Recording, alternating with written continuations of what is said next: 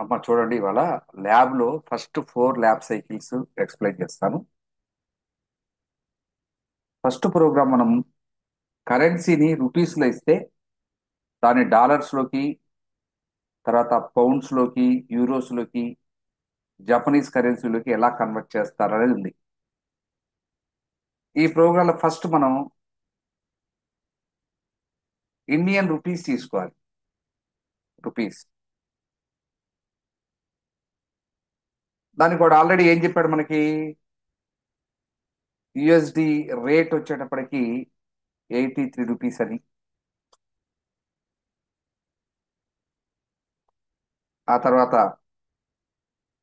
GBP rate వచ్చేటప్పటికి 105 rupees అని. ఆ తర్వాత యూరోస్ రేట్ వచ్చేటప్పటికి 90 రూపీస్ అని. ఆ తర్వాత జపనీస్ రేట్ వచ్చేటప్పటికి 0.56 అని. ఇలా ఆల్రెడీ వాడు ఇచ్చాడు.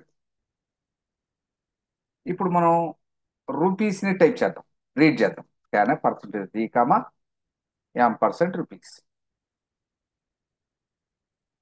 ఇప్పుడు ఈ రూపీస్ని యుఎస్ డాలర్లో కన్వర్ట్ చేస్తే ఎంత వస్తాయి అది మెన్షన్ చేయాలి మనం. పర్సంటేజ్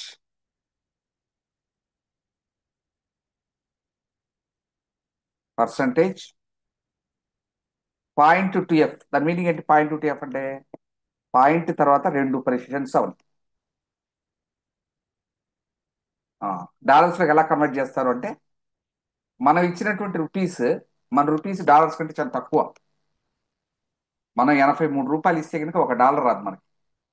అందుకని మన అమౌంట్ తక్కువ కాబట్టి, వాల్యూ తక్కువ కాబట్టి తక్కువ పై ఎక్కువ వేయాలి. Rupees divided by USD rate, ఇది ఇస్తే మనకి డాలర్స్లో వచ్చేస్తుంది. నెక్స్ట్ మనం పౌండ్స్ ప్రింట్ చేద్దాం. పౌండ్స్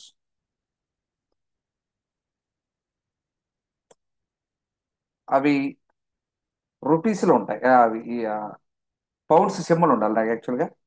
అది కీబోర్డ్ మీద ఎక్కడ కనబట్లేదు నాకు. కాబట్టి పౌండ్స్ దానికి ప్రింట్ చేయాలంటే పర్సంటేజ్ .2f. మళ్ళా ఇది కూడా మనం ఇచ్చినటువంటి రూపీస్ని డివైడెడ్ బై GBP_రేట్, ఈ వేరియబుల్తో డివైడ్ చేస్తే పౌండ్స్ వచ్చేస్తాయి. ప్రింట్. నెక్స్ట్ యూరోస్ ప్రింట్ చేద్దాం. యూరో సింబల్ ప్రింట్ చేయాలి అక్కడ యాక్చువల్గా. ఆ సింబల్ .2f కామా యూరోస్ ఎలా వస్తాయి, rupees divided by euros rate వేస్తే మనకి యూరోస్ వచ్చేస్తాయి. ప్రింట్. నెక్స్ట్ జపనీస్ అమౌంట్ ఎన్ కోలన్ పర్సంటేజ్ .2f కామా మనం ఇచ్చినటువంటి రూపీస్ని డివైడెడ్ బై జేపీవై రేట్ వేస్తే ఈ ప్రోగ్రామ్ వచ్చేస్తుంది. ఇలా మనం ఇచ్చిన రూపాయలు డివైడెడ్ బై ఒక్కో dollar rate, rupees divided by pounds rate, rupees divided by euros rate, rupees divided by Japanese rate వేస్తే మనకి ఆటోమేటిక్గా ఆ కరెన్సీలో కన్వర్ట్ అవుతుంది. నేను 10 రూపీస్ ఇచ్చాను.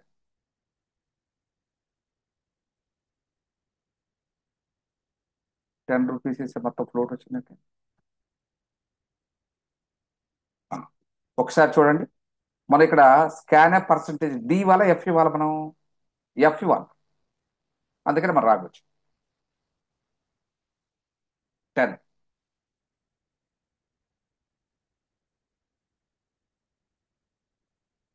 $0.12, $0.10 పౌండ్స్, 0.11 యూరోస్, 17.86 జపనీస్ కరెన్సీ వస్తుంది. ఇలా మనం ఈ ప్రోగ్రామ్ని సాల్వ్ చేయాలి. నెక్స్ట్ సెకండ్ ప్రోగ్రామ్ ఏంటి, ఒక ఫ్యామిలీలో ఉన్నటువంటి 3 పర్సన్స్ యొక్క ఏజ్ ఇస్తే వాళ్ళలో సెకండ్ యంగెస్ట్ పర్సన్ ఎవరో కనుక్కోవాలి. ఆ 3 పర్సన్స్ ఏజెస్ ఏబిసి అనుకుంటే ఫస్ట్ ఆ మూడింటిని రీడ్ చేద్దాం. Percentage D, percentage D, percentage D, comma M% A, comma M% B, comma M% C. ఇప్పుడు మనం ఏం చేయాలంటే ఫస్ట్ అందరిలోకి పెద్దవాడు ఎవడో కనుక్కుంటే వాడు కాకుండా మిగతా ఇద్దరు ఎవరైతే ఉన్నారో వాళ్ళలో ఎవడో ఒకడు సెకండ్ యంగెస్ట్ అయ్యే ఛాన్స్ ఉంది. అందుకని మనం ఏం చేద్దామంటే A greater than B and A greater than C అంటే దాని అర్థం ఏ అనేవాడు బి కంటే సి కంటే ఇద్దరికంటే పెద్ద. అంటే వీడి ఫ్యామిలీలో పెద్దోడు అనమాట. మనకు కావాల్సిన పెద్దోడు కాదు, రెండో పెద్దోడు. వాళ్ళు బి కానీ సి కానీ ఉంటారు. So b greater than c అయితే బి అనేది ఆన్సర్ మనకి, లేకపోతే సి ఆన్సర్. అందుకని పర్సంటేజ్ డి కామా ఇక్కడ బి ఆన్సర్. ఒకవేళ ఎల్స్ అయితే సి ఆన్సర్ కాబట్టి మనకి printf percentage D comma c. ఒకవేళ ఎల్స్ అయితే ఇక్కడ బి కానీ సి కానీ వీళ్ళిద్దరిలో ఎవడో ఒకడు సెకండ్ ఓడు కాకపోతే ఇక ఖచ్చితంగా మూడో వాడు అయి ఉంటాడుగా, మొదటోడే అయి ఉంటాడుగా సెకండ్ పర్సన్. అందుకని ఆ నంబర్ని రాశారు పర్సంటేజ్ డి కామా ఏ. ఇలా మనం ఈ నంబర్కి సొల్యూషన్.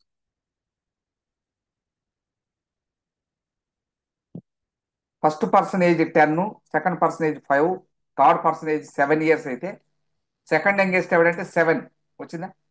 ఇలా మనకి ఈ క్వశ్చన్ ఆన్సర్. థర్డ్ ఎక్స్పెరిమెంట్ చూడండి.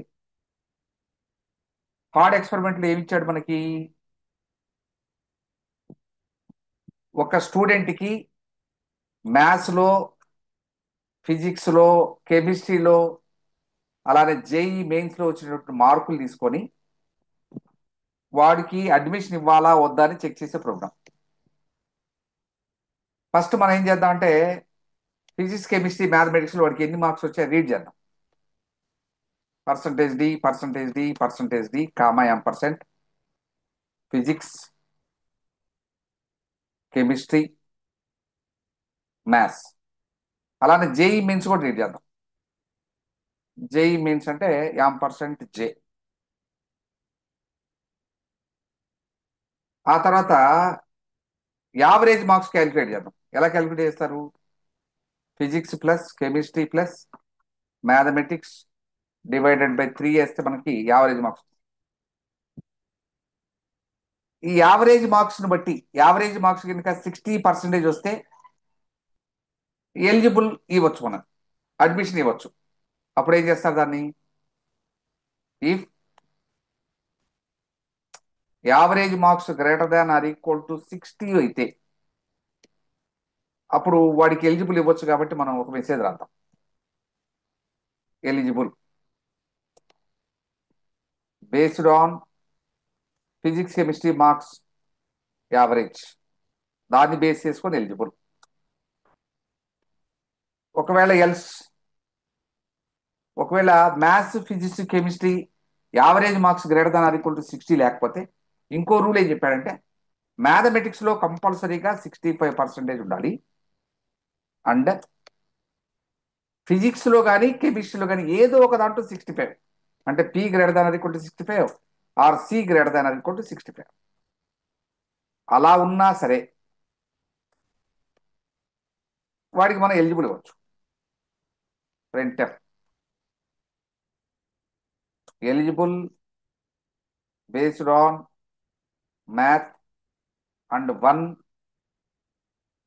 సైన్స్ సబ్జెక్ట్, ఒక science subject plus mathematics subject, దాన్ని బేస్ చేసుకొని వాడికి ఎలిజిబుల్ ఇచ్చామని చెప్తాం. ఒకవేళ మూడోది ఇది కూడా లేకపోతే జేఈ మెయిన్స్ లో వచ్చినటువంటి మార్క్స్ వాడి కనుక greater than or equal to 90% కనుక వస్తే అప్పుడు వాడికి ఎలిజిబుల్ ఇవ్వచ్చు. Eligible based on JEE percentile, ఇలా రైట్. ఒకవేళ ఎల్స్ అయితే నాట్ ఎలిజిబుల్, ఎలిజిబిలిటీ లేదు వాడికి అని చెప్తాం. Not eligible, return zero. ఇది రాను క్వశ్చన్. ఒకసారి ఎగ్జిక్యూట్ చేయండి.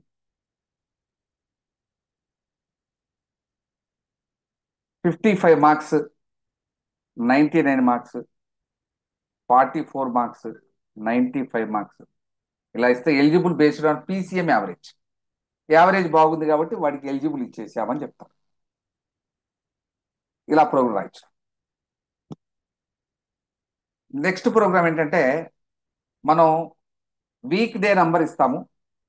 దాన్ని బట్టి అది సండేనా, మండేనా, ట్యూస్డేనా, వెన్స్డేనా అని ప్రింట్ అవ్వాలి మనం. ఇక్కడ మనం వీక్ నెంబర్ అనే ఒక వేరియబుల్ తీసుకుంటాం. ఆ వీక్ నెంబర్ని రీడ్ చేస్తాం. %d, m% week number. తర్వాత ఆ వీక్ నెంబర్ని స్విచ్ కేసులో పంపిద్దాం. కేస్ జీరో అయితే వాడు ఏం చెప్పాడు? కేస్ జీరో అంటే సండే అని చెప్పాడు. Printer Sunday.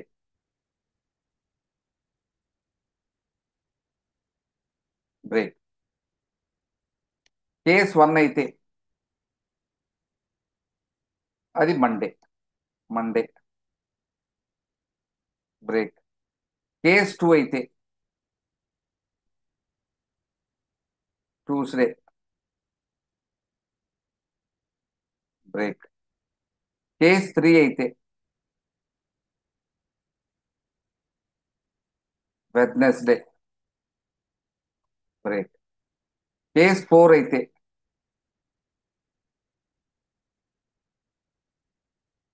Thursday.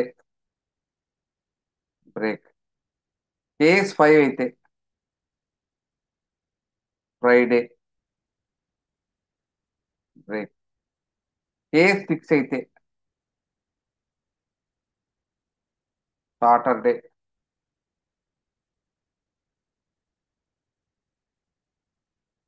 Break. Case seven అయితే, కేస్ సెవెన్ లేదుగా, కేస్ సెవెన్ ప్లస్ ఏం రాదుగా, డిఫాల్ట్ అయితే